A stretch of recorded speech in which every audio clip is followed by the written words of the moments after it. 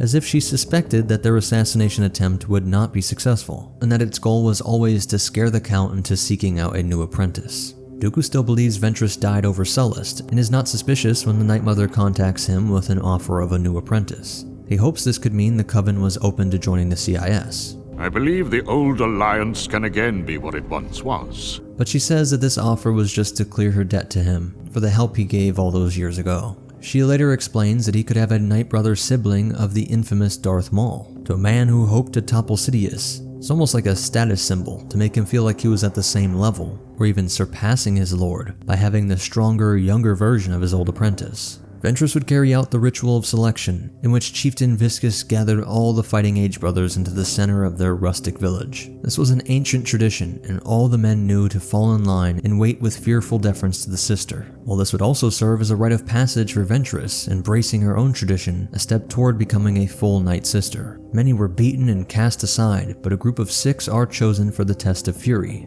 including Maul's 2 biological brothers, Asajj Ventress and Farrell.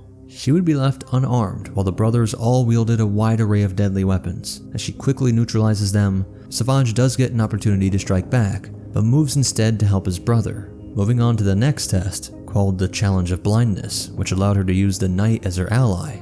2 were quickly killed, but Asajj predicts her next move and pulls Farrell to safety. The third and final test would have them battling across randomly moving pillars, and the brothers tried to work their best to help each other out. But Farrell was separated and pounced on. In his rage, Asajj is able to land several blows but is eventually bested, finding himself beaten down and under the boot of a Night Sister like countless generations before him. His deal is rewarded, and Farrell is left alive while he is taken as slave. Talzin is thoroughly impressed with this physical specimen, and with the magic's ritual, they take him from a formidable warrior to a true beast. When he awakens, his rage bursts through as he grabs Ventress by the neck.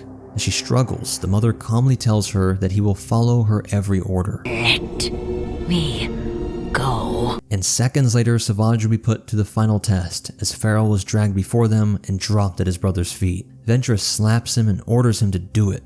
After a pause, he does lift Farrell up by the neck and stares into his brother's eyes, watching the light fade away. Moments later, he is shuttled to Sereno and Dooku receives his new disciple. The Sith was all smiles, eager to put this new weapon to good use, and his first mission would see the death of several clones, a Jedi Master, and young Padawan. This attack sent horror into the hearts of the Jedi leadership, who immediately rushed to Dathomir to learn more of this horned enemy.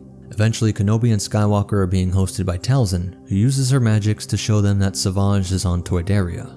When they leave, Ventress says that they might not be ready to take Dooku, but the mother pushes and says this was the only chance they had. By now, the Jedi had caught the beast in the act of capturing King Katunko. Dooku wanted to see if Asajj could succeed where Ventress had failed. The instructions were clear, to capture the king alive. But in the battle with the Jedi, they pile on the Zabrak, and as the king tries to fly away, Asajj calls on the Force to snap his neck.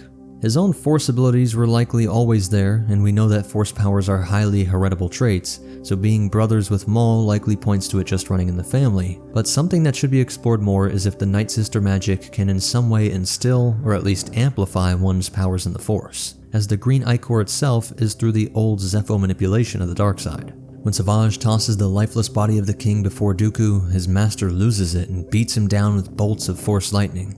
As he is writhing on the floor, Ventress steps in and uses her magics to take control of her weapon. Just like the gladiator pit Dooku discovered her in years ago, these three were now engaged in a dazzling fight with dual and double blades, force pushes, and lightning. Dooku even loses his saber for a moment and has to rely on his athletic ability. At 82 years old, but with the dark side running through every midichlorian in his body. He pulls his saber to him and calls on more lightning to keep Asajj out of the fight.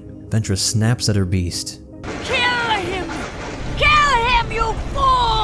Can't! He's too powerful! Your weakness will not be my downfall! And after all this physical and verbal abuse from these two masters, through his rage, the chains of magic were broken. Like Ventress at the time of her abandonment and darkest hour, he calls on the Force to choke them both into the air. In this brief flash of fury, Ventress and Dooku were desperately just trying to survive. At the first chance he got, the Count flees. Ventress slips in behind him, closing the hatch and leaving Asajj to deal with the Jedi that had followed him from Toydaria. She finally catches up to him and she pulls on every skill she had learned. Jedi, warlord, gladiator, acolyte, night sister. A whole life of fighting was poured into this moment. but Dooku was simply too powerful. He is able to rip the sabers out of her hands, pin her, and strike her with lightning. Collapsing on the ground, her life flashed before her as he arrogantly approached, ready to deliver the killing blow. As it came down, a flashback to the night of the ambush. And just as Dooku feigned defeat, she waited until the last second to redirect his saber into the pipeworks.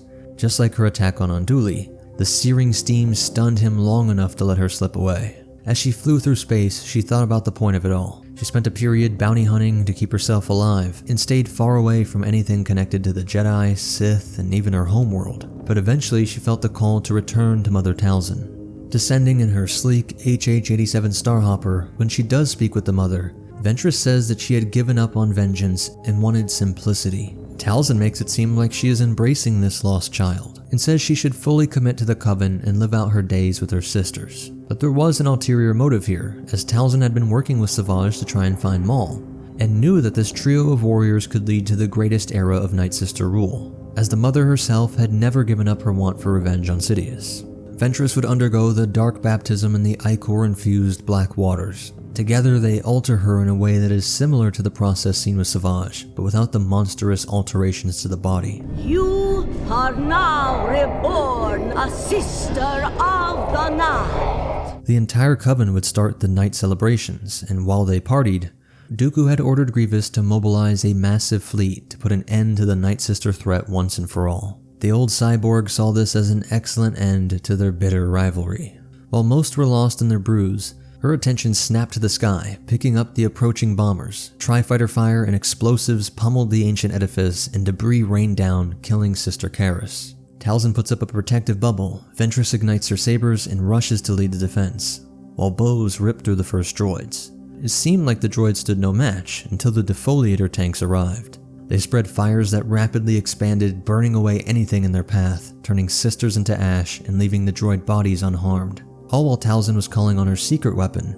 Old Daka, hidden away in a cloaked chamber, started the ritual that would reanimate the corpses of long-dead sisters. This helped to overwhelm a group of tanks, and Ventress commandeers one, turning the momentum in favor of the sisters. She heads for the main landing craft and is met by General Grievous, playing on the scraps of the honorable Kaleesh warriors still kept alive in that artificial body. She gets him to agree to a duel.